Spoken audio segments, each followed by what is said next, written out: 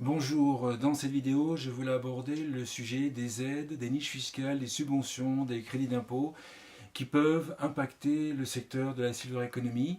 Je suis Frédéric Serrière, je suis conseiller en stratégie sur le marché des seniors depuis plus de 15 ans. Je suis également investisseur dans la silver economy, bien sûr, mais aussi l'intelligence artificielle, l'impression 3 dimensions et les loisirs.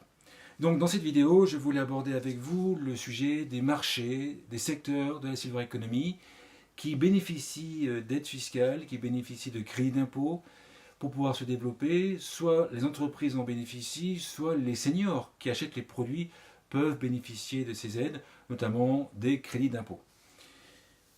Pourquoi j'en parle maintenant? Parce qu'une loi a été votée fin janvier qui modifie les règles d'attribution des crédits d'impôt pour les personnes âgées qui achètent des produits d'aménagement de la salle de bain. Une seule loi, un amendement, peut modifier la répartition, le mode de calcul, ou peut même supprimer une niche fiscale. Et c'est d'autant plus important que, imaginez-vous, si vous dirigez une entreprise qui propose ce type de produits d'aménagement du domicile et d'aménagement de la salle de bain, et imaginez-vous qu'une loi, qu'un amendement modifie la répartition des crédits d'impôt dont vos clients bénéficient, ou carrément les supprime. Vous serez vraiment peut-être dans les difficultés, surtout si votre business plan, si votre stratégie a été basée exclusivement pour les prochaines années sur l'obtention de crédits d'impôt de la part de vos clients.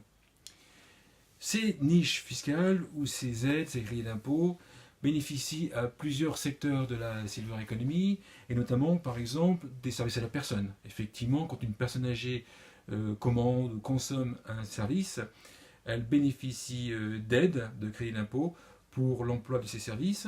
Ça concerne bien sûr, comme je viens d'en parler, le secteur de l'aménagement des domiciles, les montées escaliers par exemple, l'aménagement des salles de bain. Ça concerne également certains types de produits sur la dénutrition de la personne âgée. Effectivement, vous avez des produits alimentaires qui luttent contre la dénutrition, qui sont remboursés à 100% ou en partie par l'assurance maladie. C'est par exemple le cas de certains biscuits qui sont remboursés à 100%. On peut imaginer également que si l'assurance maladie décide un jour de dérembourser ce type de produit, l'entreprise pourra connaître certaines difficultés. Donc lorsque j'investis sur la silver economy, je fais très attention à savoir si l'entreprise en question bénéficie de subventions directes ou indirectes pour ses clients, de subventions qui pourraient être mises à mal et mettre en péril le business model si jamais les subventions sont supprimées. C'est aussi le cas des entreprises françaises ou d'un autre pays, par exemple, qui se sont développées sur une niche fiscale très particulière, par exemple ces services à la personne ou l'aide aux devoirs, par exemple, et qui veulent dupliquer leur business model dans d'autres pays comme l'Allemagne, là où ce type de niche fiscale n'existe pas forcément. Il y aura vraiment des difficultés, à mon sens, de dupliquer à l'identique le business model. En tout cas, les marges, les chiffres d'affaires seront fortement différents dans un pays que dans le pays d'origine. Un autre exemple très frappant, c'est la téléassistance, par exemple, qui s'est fortement développée en Grande-Bretagne avec des niches fiscales et une politique publique d'incitation à l'emploi, à l'utilisation, à l'achat de téléassistance. Le résultat est qu'il y a plus de 2 millions de personnes en Grande-Bretagne qui sont équipées de téléassistance, contre moins de 600 000 en France.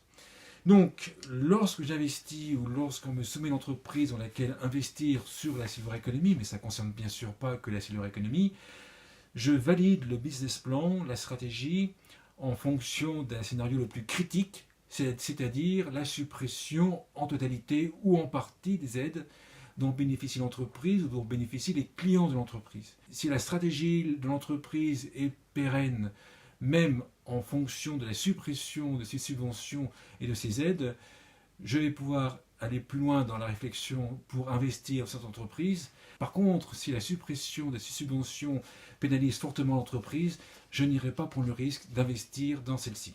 Voilà ce que je voulais vous dire dans cette vidéo. J'espère qu'elle vous a plu, j'espère que vous avez pu parfaire votre jugement sur la silver economy.